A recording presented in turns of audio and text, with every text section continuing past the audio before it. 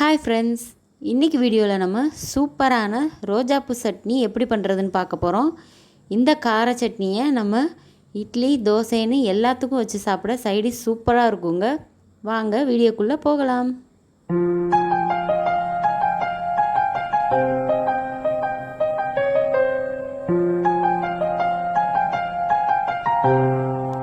முதல்ல இந்த சட்னி செய்கிறதுக்கு ஒரு 10லேருந்து 12 வரமிளகாயை சுடுதண்ணியில் ஒரு 5 நிமிஷமாக போட்டு வச்சுருக்கேங்க.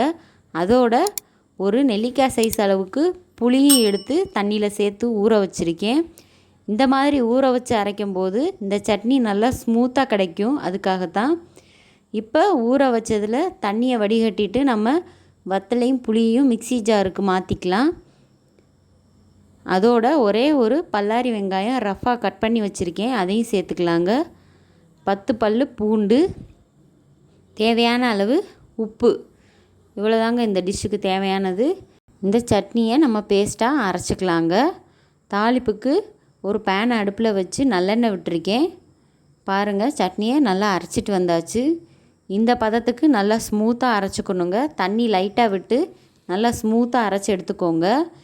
இந்த சட்னியை நம்ம ஏதாவது ட்ராவலிங் அப்போ இட்லி தோசையெல்லாம் கொண்டு போகிறோம்னா இதை நம்ம பேக் பண்ணி கொண்டு போகலாங்க. அவ்வளோ சீக்கிரம் கெட்டு போகாது.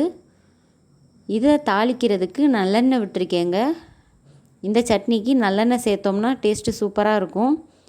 கடுகு உளுந்தம்பருப்பு தாளித்து ஒரு கொத்து கருவேப்பிலை, ஒரு பிஞ்ச் பெருங்காயத்தூள், இதெல்லாம் சேர்த்து நம்ம அரைச்சி வச்சுருக்கிற சட்னியை இதோட சேர்த்துக்கலாங்க.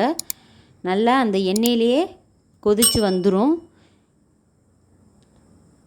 கொதித்து அந்த பச்சை வாசனை போய் எண்ணெயெல்லாம் மேலே பிரிஞ்சு வருங்க. இந்த ஸ்டேஜில் நம்ம அடுப்பை ஆஃப் பண்ணிடலாம். உங்களுக்கு விருப்பப்பட்டால் ஒரு துண்டு வெல்லம் ஆட் பண்ணிக்கலாங்க. இன்னுமே டேஸ்ட்டு சூப்பராக இருக்கும். அவ்வளோதாங்க, இந்த ரோஜாப்பூ சட்னி சூப்பராக தயாராகிருச்சு. இன்றைக்கி எங்கள் வீட்டில் ராகி இட்லி தாங்க செஞ்சுருக்கேன்.